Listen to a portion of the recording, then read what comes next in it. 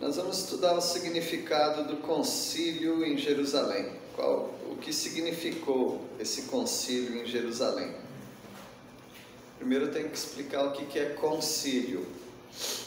Concílio é uma reunião de pessoas entendidas. No caso, as pessoas entendidas da igreja. Eram os apóstolos, também outros crentes que se mostravam líderes e conhecedores da palavra. Então esse era um concílio. Na história da igreja, desde o ano 314 mais ou menos, houve vários concílios. Alguns concílios nem dizem respeito a nós propriamente, embora chama-se concílio de igreja, concílio eclesiástico, para tratar várias coisas. Por exemplo, vocês sabiam que houve concílio para tratar quais livros eram inspirados por Deus e quais livros não eram? E você sabia que vários crentes pensam que esses concílios que são a nossa autoridade para aceitar os 66 livros da Bíblia. Uma falta de informação, um pouco de ingenuidade também, e uma boa fé de acreditar nos pastores que acreditam nisso. Nenhum concílio humano poderia determinar o que é palavra de Deus e o que não é palavra de Deus. O que determinou isso? O senso comum. O senso comum. Eu quero falar algo sobre o senso comum para os irmãos, que é muito importante. Já te passou pela cabeça se o que você acredita é verdade mesmo ou não? Toda hora. Toda hora. E quando passa pela cabeça, não passa também um fiozinho de culpa? Por que eu estou fazendo essa pergunta, né? Por que eu estou duvidando? É porque tem tanta mentira na internet, mas tanta mentira. Ultimamente tem tanta mentira sobre saúde, sobre o que comer e o que não comer, e o que vai acontecer com você se você comer ou deixar de comer alguma coisa, que você fica assim: como é que meus avós sobreviveram? Então nós nos deparamos com várias dúvidas, e no assunto de fé há várias dúvidas também. Queria deixar uma coisa para te consolar, tá bom? Claro que fora a palavra de Deus, essa tem que te consolar. Mas você sabia disso porque pessoas te dão notícias sobre isso. Você está aqui nessa igreja, ou na sua fé, não precisa nem pensar nessa igreja, mas na sua vida, na sua jornada cristã, você tem convicção de algumas coisas, e de vez em quando será que é verdade? Você balança um pouquinho. Você sabia que, sem combinar com ninguém, há pessoas em todos os lugares do mundo que têm o mesmo sentimento que você, a mesma fé e a mesma convicção e o mesmo testemunho de respostas de oração, por exemplo? Isso já é suficiente para dizer que o senso comum diz que você está no caminho certo. Então, porque o Espírito Santo liga todos os crentes num só. Então isso te dá muita convicção. Então os concílios, eles eram para juntar informações daquilo que estava acontecendo no senso comum e oficializar. Só isso. Você sabe por que os concílios tiraram alguns escritos e reconheceram até ao ponto de formar o que eles chamam de cânon. Cânon é uma vara de medir. Então, daqui até aqui tem 66 livros. Você sabe por que eles determinaram que os 66 livros são inspirados por Deus? Porque já era o senso comum. Porque todo mundo já cria nisso. As igrejas, elas liam esse livro, liam outro, depois eles liam novamente esse, aquele, e eles só liam 66 livros. Eles não aceitavam outros livros. E também eles não aceitavam que fosse incluído mais nenhum. Então esses concílios, concílio de Trento, concílio de Niceia, vários concílios, eles chegaram ao ponto de reconhecer: esses são os 66 livros inspirados por Deus. Fora esses 66, eles são considerados apócrifos, ou seja, longe, fora desses 66. Então, eles só reconheceram aquilo que estava sendo feito, porque Deus já colocou no coração das igrejas, dos crentes, para aceitar aqueles livros. Então, nós estamos aqui com um concílio. Concílio, então, é uma reunião de pessoas para decidir. Às vezes é para decidir aquilo que todo mundo já sabe, mas é para confirmar. Então, o concílio de Atos capítulo 15 foi muito necessário, que não era para inventar nada, era para confirmar aquilo que todos os crentes que andam com Deus já sabiam. Então, o que acontece nesse concílio? Foi uma reunião que confirmou que a circuncisão era a essência dos judaizantes. Ou seja, esse concílio deixou muito claro: os judaizantes são os judeus que ainda andam nos costumes dos judeus. Eles precisam da circuncisão para manter a fé deles. Eles confirmaram isso nesse concílio. Ou seja, nós não devemos andar com eles, porque nós não somos assim. Eu vou explicar isso para vocês. Esse concílio também foi uma reunião que confirmou que Tiago morreu, né? Esse Tiago, o irmão de Jesus, esse Tiago era o líder deles. Foi uma confirmação: esse é o nosso líder. E também esse concílio foi uma reunião que definiu os próximos passos na obra missionária. Hoje em dia tem muitos congressos, simpósio, tem vários nomes, conferência, dá tudo na mesma, seminário, dá tudo na mesma. É uma reunião de pessoas, de líderes, e às vezes muitos convidados, e aí no final da reunião eles escrevem uma resolução: nós decidimos isso. É para manter viva a chama daquelas organizações. Então eles sempre fazem isso. E esse concílio foi o primeiro da igreja, e muitos outros têm acontecido hoje. Alguns concílios servem para nada, tá bom? Mas pelo menos esse aqui, nós sabemos que ele teve grande importância. Vamos ver esse concílio então? A primeira parte desse concílio é uma reunião que confirmou que a circuncisão era a essência dos judaizantes. Essência quer dizer aquilo que é principal, aquilo que não dá para viver sem. Então aquilo é essência.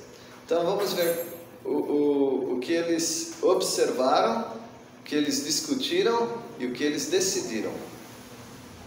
Vamos ver a circuncisão como um instrumento de salvação. Todos sabem o que é circuncisão.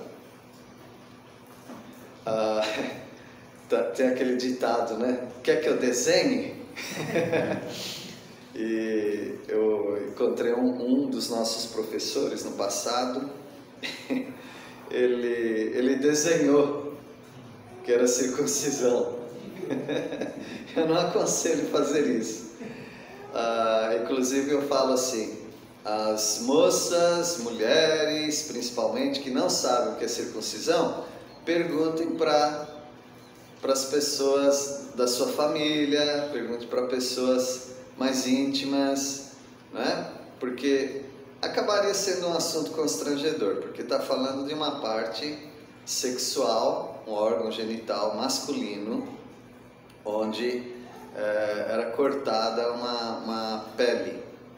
Alguns têm falado, é uma cirurgia de fimose, porque muitos que têm filhinhos, homens, né, ou irmãozinhos que já passaram por essa cirurgia, então eles pensam, é uma cirurgia de fimose? Eu falo, não é uma cirurgia de fimose, né?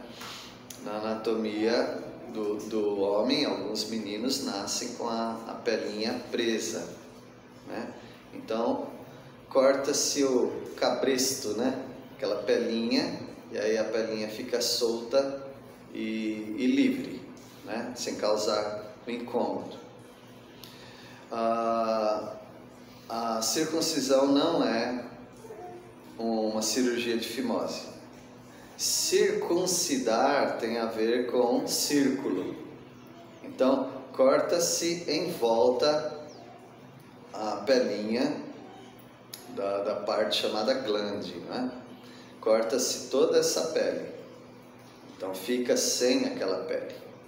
Não afeta absolutamente em nada o desempenho né, sexual, também não afeta em nada a questão de fazer xixi, né? Nada disso. Então, a circuncisão era uma cirurgia mesmo, e essa cirurgia ela era marcada como um ritual religioso, tá?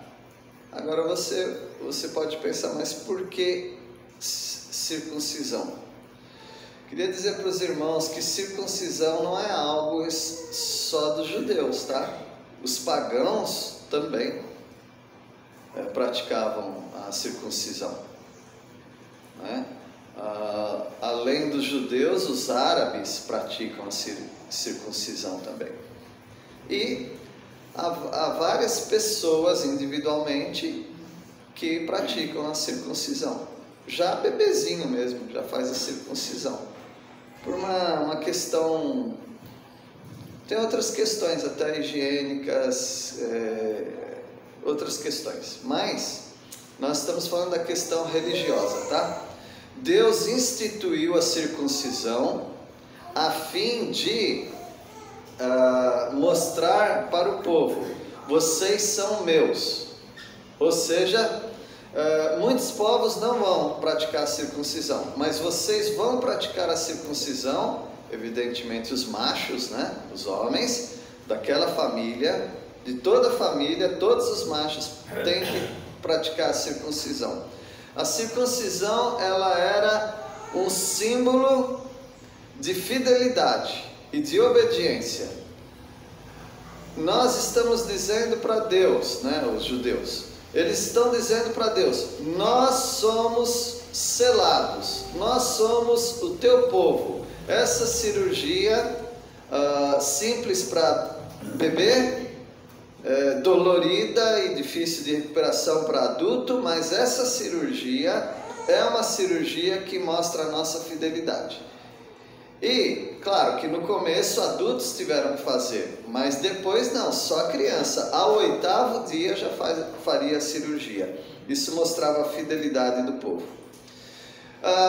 Com o tempo, isso se tornou prática comum, ninguém ia questionar. Você é circuncidado ou não? Claro que sou circuncidado, sou do povo de Deus. Só que aquilo se tornou uma segurança, uma falsa segurança de que eles eram salvos. Se os machos da minha família são circuncidados, é claro que isso significa que nós somos salvos. Quem vai pensar outra coisa? Nós somos salvos. E com isso então eles acabavam até deixando um monte de outros princípios. porque eles baseavam na circuncisão. Então, se isso não faz diferença para você, inclusive eu fui até bem detalhista na cirurgia, tá? Mas se isso não faz diferença para você, não se sinta mal por isso. Por quê?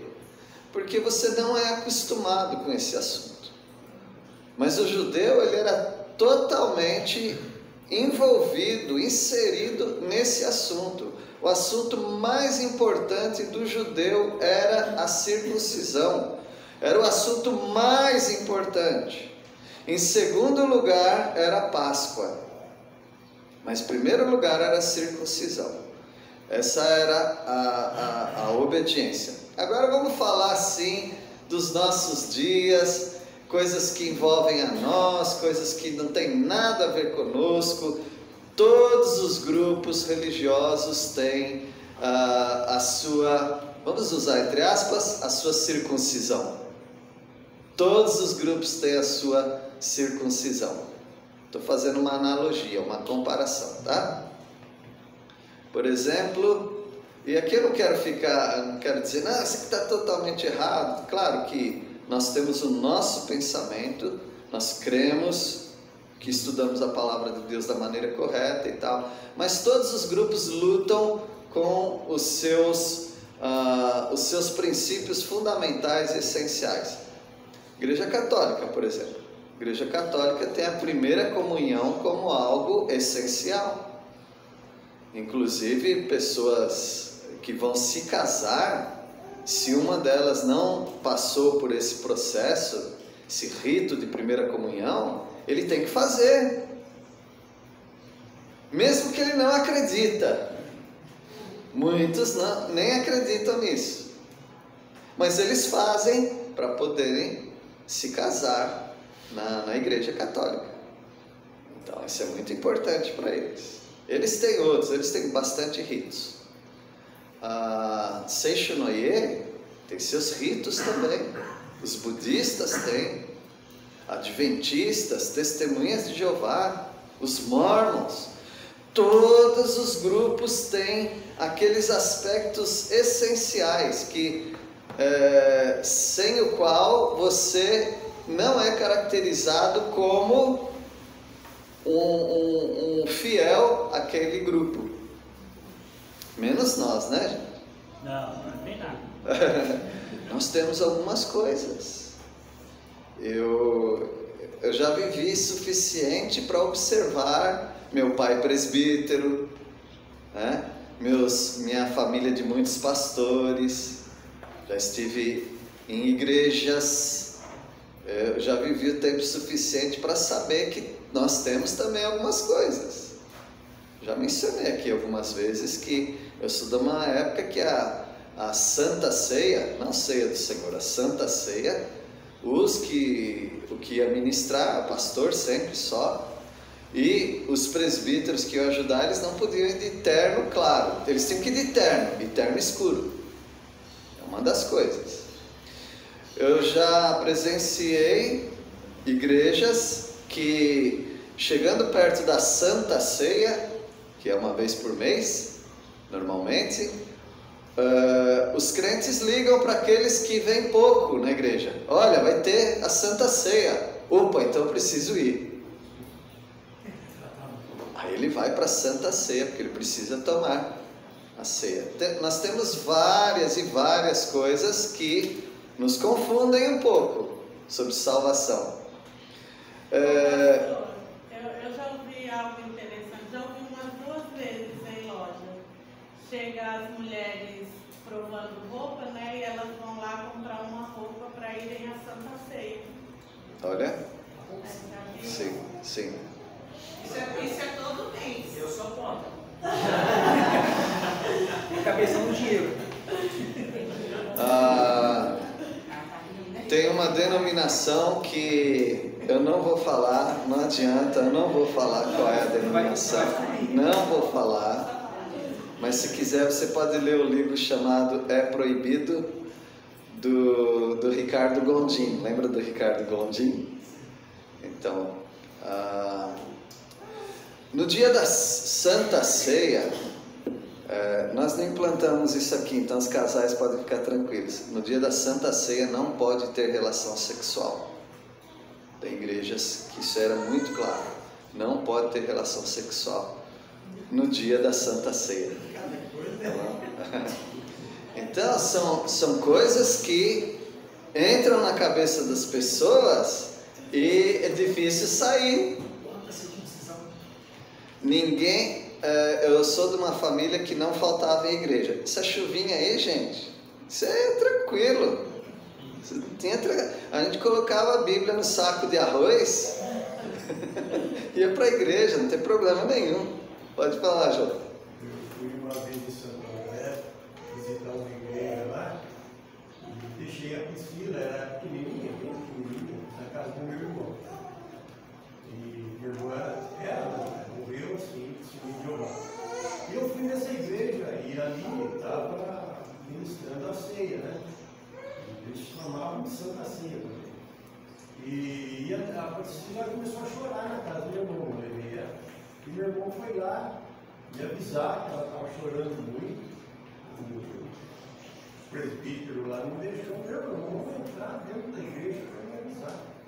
Ele não podia entrar porque é a Santa Ceia, a ceia do Senhor, a pessoa estranha não podia. E ele empurrou, ele era muito forte, grandão, ele empurrou o presbítero assim, e tirou. Interessante. Sim. Você me fez lembrar da história da igreja. Na história da igreja, irmãos, no início não podia entrar pessoas de fora, não no dia da ceia, porque todo domingo era dia de ceia. Então, não podia entrar pessoas estranhas, como ele falou, pessoas estranhas de fora. Era portas fechadas. Aí, o que eles começaram a falar é que havia canibalismo e eles bebiam sangue. Se eles fossem da época nossa, eles diriam, lá tem canibalismo e vampirismo. Eles bebem sangue e comem carne humana. Começaram a falar isso. Isso está na história da igreja, tá? Inclusive a festa do amor, chamada festa Agapau, o Ágape, ela deixou de acontecer, porque havia essas acusações. Lá eles têm umas orgias entre eles. E Jesus falou que tem que comer da minha carne e beber do meu sangue. E eles falavam isso para as pessoas e não deixavam as pessoas verem como que é. Aí surgiu esse comentário aí. Então, algumas coisas elas vão entrando e elas ficam muito fortes na nossa mente e na mente dos outros também.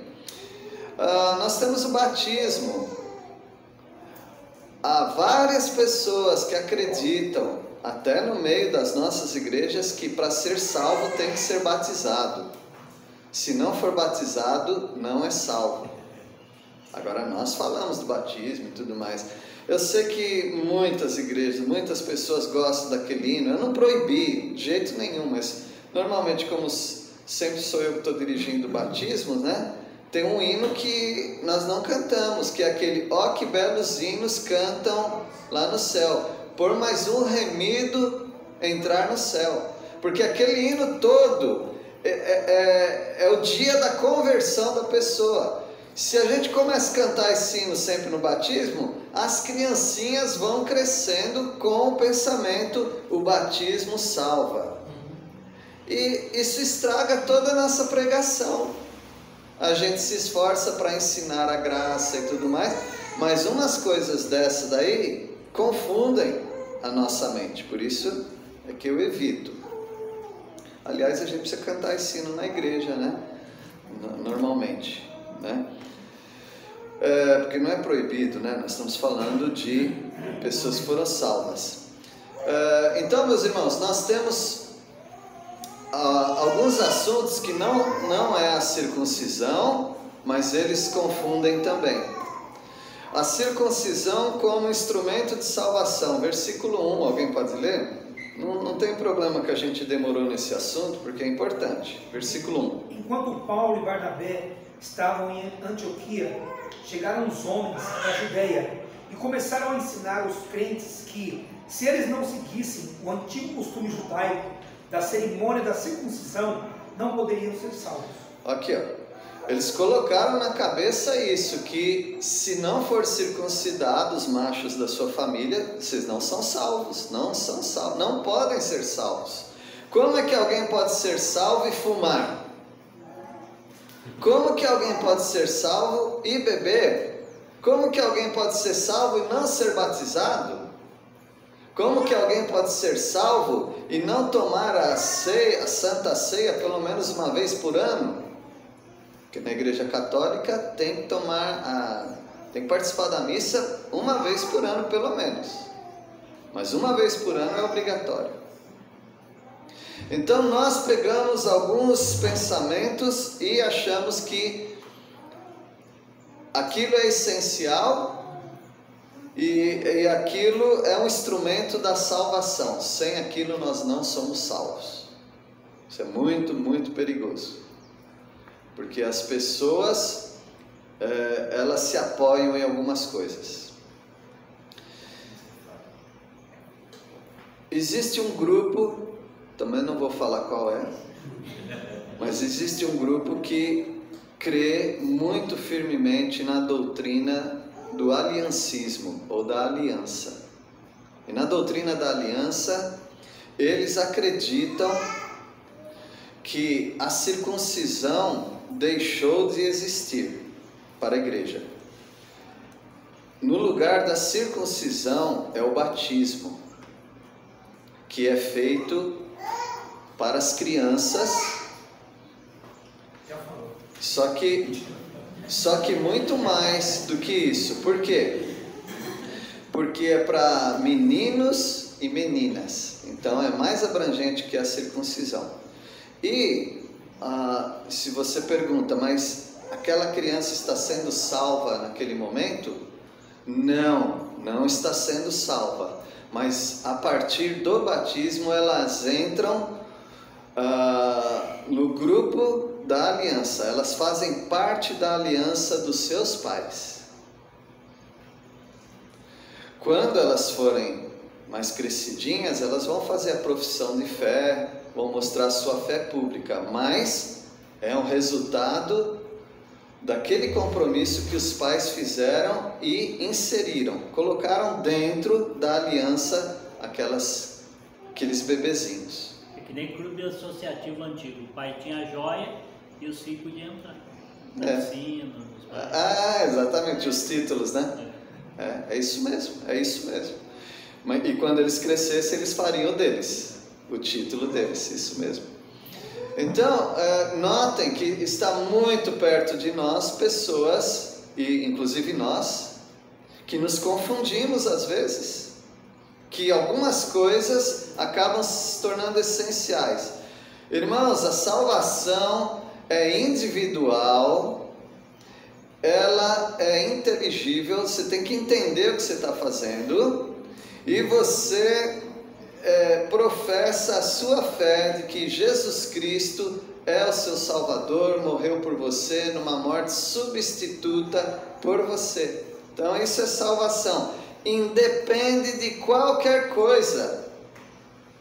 Eu não estou falando que crente tem que fumar, mas não tem que parar de fumar para ser salvo. Beleza, eu queria fumar mesmo, estava doido para fumar. Isso é problema seu. Isso é problema seu. Né? Por isso que o João da Ótica vai para Piteiras. A caminhada, né? Piteiro. Para relembrar, que é isso? Tá bom, então alguns pensavam que a circuncisão era um instrumento de Deus para a salvação das pessoas. E aí eu já falei demais aqui que várias pessoas pensam que certas coisas são para salvação também. Não é, salvação é só Jesus, mas tem que fazer isso também, é que alguns pensam. No versículo 2, a discussão como forma de resolução das nossas diferenças.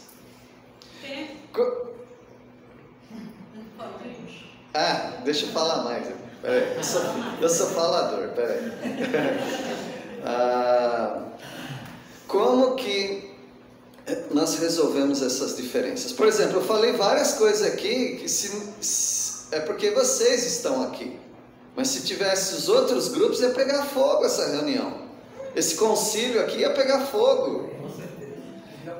Né? Então, como nós resolvemos as nossas diferenças? A discussão é a forma de resolver as diferenças. A discussão que eu digo é o diálogo, a conversa, tá bom? Essa é a maneira da resolução das diferenças. Mas alguém tem que ter uma palavra certeira.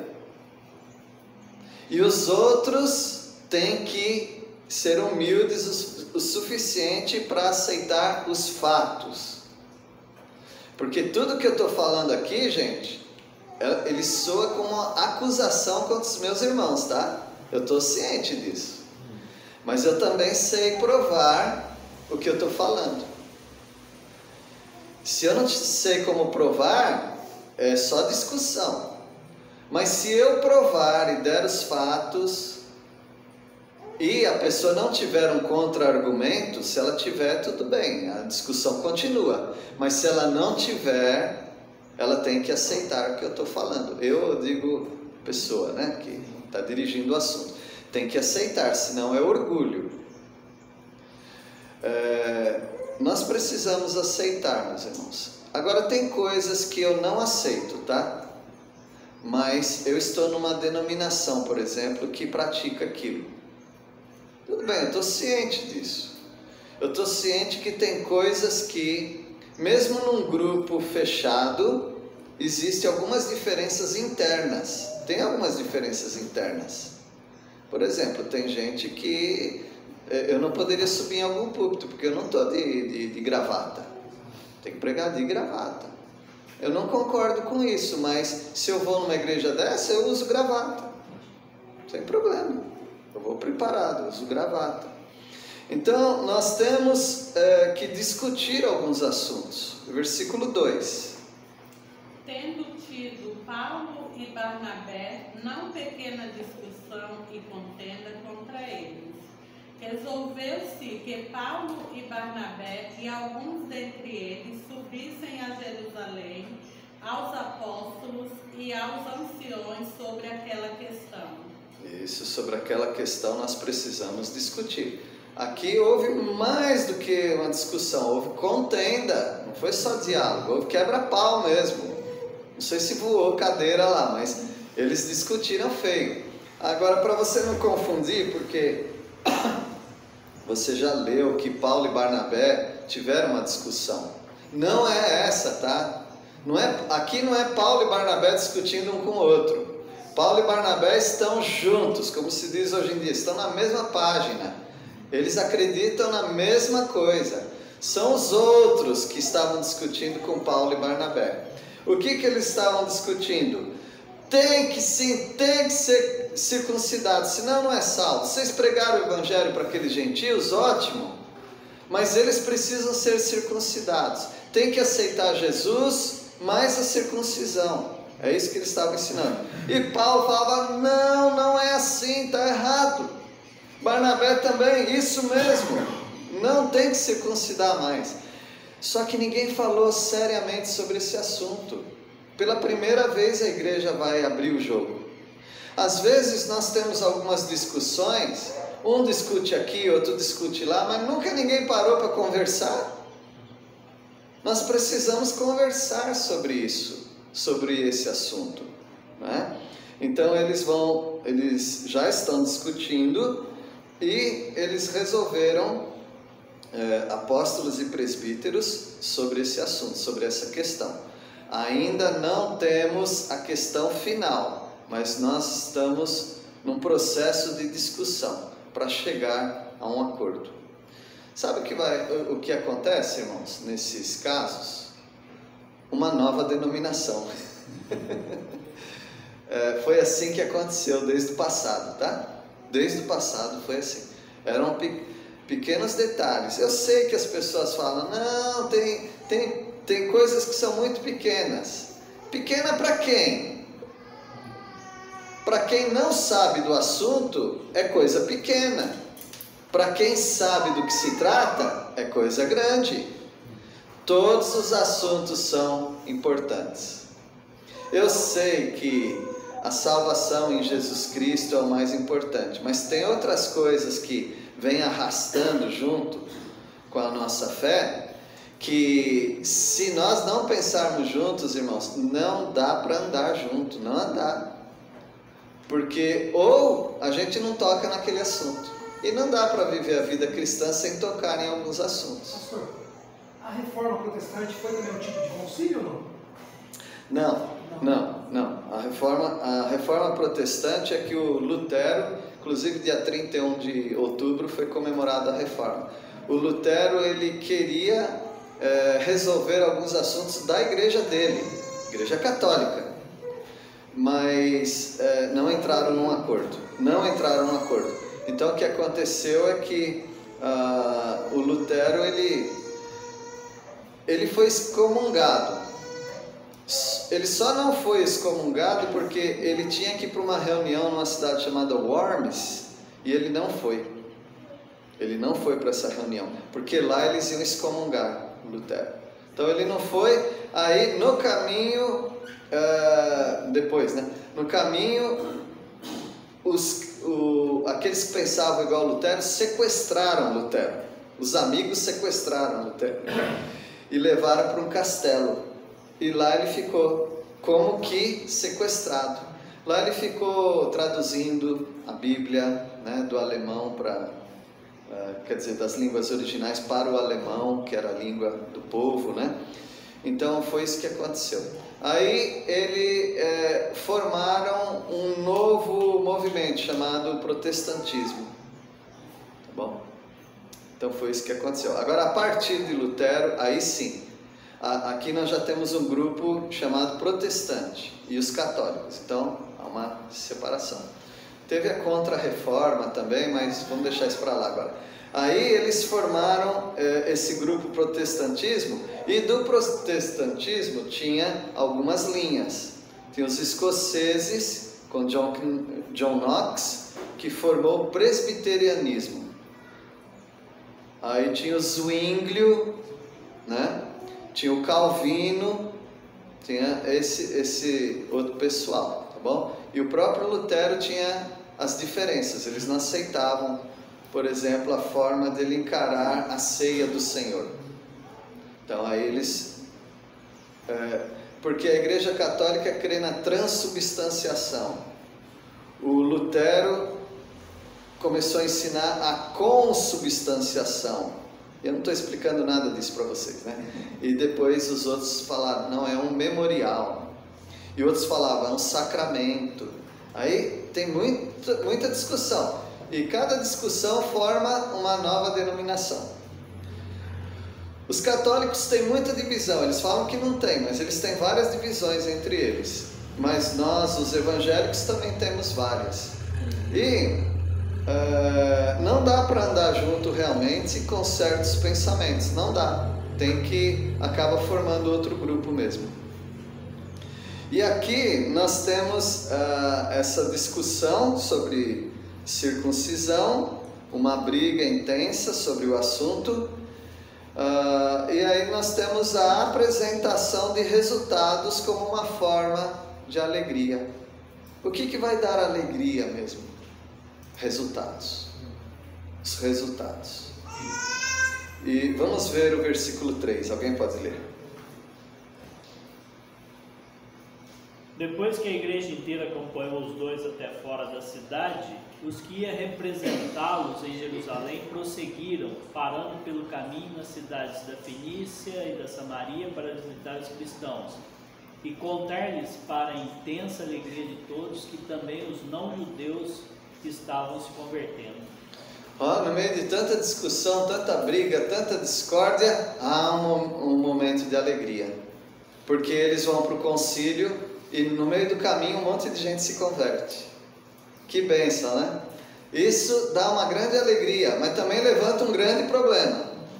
Se já era um problema, agora o problema intensificou, porque tem mais gente se convertendo e não estão falando para eles que eles têm que se circuncidar.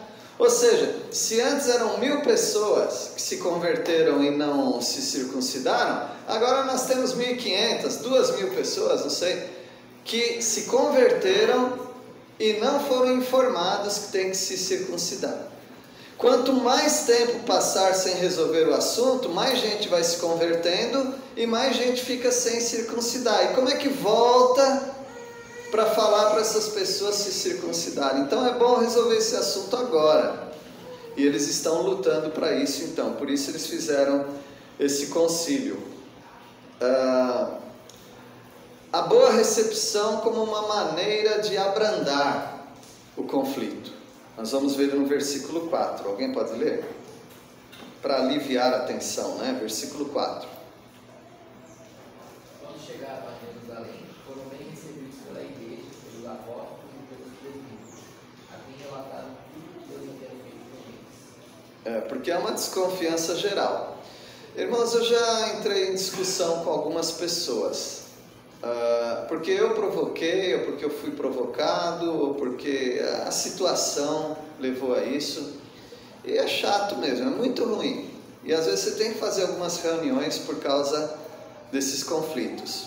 Mas uma coisa que sempre me impressionou é que vamos nos reunir para tratar um conflito. Depois a gente quebra o pau, mas agora vamos nos abraçar. Então, há uma recepção calorosa, somos irmãos em Cristo, temos nossas diferenças, nós vamos discutir isso, mas você é bem-vindo, nós vamos conversar. Então, eu acredito que essa forma calorosa de receber os apóstolos, essa forma calorosa de começar um concílio é muito bom. Irmãos, nós não somos da época de tratar as coisas dando pedrada, uma paulada na cabeça um do outro, né? Não, nós conversamos, essa é a maneira correta. E os casais precisam praticar isso, pai e filhos precisam praticar isso, nós precisamos conversar. Muitas vezes você vai furioso para falar com alguém sobre um assunto, e aquela pessoa é tão meiga que você desarma. Você desarma. E é assim que tem que ser. Nós vamos conversar. Pode ser que o resultado da conversa, realmente, nós vamos nos separar. Pode ser. Mas independente disso, nós precisamos manter as portas abertas. Eu trabalho vários anos com agência missionária, com igrejas e tudo mais. Então, eu vejo o seguinte, que em discussões você precisa sempre resolver, não resolver o assunto, mas resolver os relacionamentos pessoais. Manter as portas abertas. Por quê? Eu já vi muita situação assim. Você tem uma discórdia com alguém, você acha que nunca mais você vai cruzar com aquela pessoa. E daqui a algum tempo você é colocado para trabalhar junto com aquela pessoa. E aí, como é que você vai lidar com a questão das lembranças ruins? Pessoalmente, você tem que ter o coração bem livre para tratar todos os assuntos, independente das diferenças. E aqui então eles vão tentar resolver suas diferenças. E a gente vai parar por aqui, tá bom? Paramos no versículo 4. Quando eles relataram tudo o que Deus tem feito. Não resolveu, está longe de resolver o problema, mas eles estão caminhando para ter um bom relacionamento, para ter um bom concílio. Que Deus abençoe os irmãos. Eu tinha me esquecido de falar isso, mas quero falar agora. Às vezes você precisa de um mini concílio na sua casa. Já aconteceu na minha família. Ah, mas só eu e minha esposa. Então é um micro concílio. Precisa sentar e conversar. Tem coisas que a gente vai carregando muito tempo, mas não senta e conversa. Não é que vai resolver tudo, mas pelo menos vocês vão ter uma diretriz. Eu já tive reunião de família. com minha esposa e com os meus filhos. A gente precisa sentar e conversar. Para de cozinhar. Fazer uma listinha, né? Não é hora de varrer a casa, dá para esperar. Não é hora agora de você cuidar disso, dá para esperar. Vamos sentar e conversar. Se temos tanta tarefa assim que não dá para parar, vamos marcar um dia. Nós vamos marcar um dia, mas todo mundo vai ter que estar sentado aqui ao redor dessa mesa, ou do sofá, não sei. Mas nós temos que parar para conversar. Do jeito que está, não dá. Não dá para passar 40 minutos no chuveiro quente. A conta de luz está vindo alta. Tem vários assuntos, eu não quero inventar assunto na sua casa, né? Estão roubando o bombom que era meu. Eu roubava a moeda do cofrinho da minha irmã, né? Coitada, eu queria poupar e eu roubava, né? Chegou o momento que teve que falar isso daí. Você está roubando minhas moedas. Realmente eu estou roubando. Então,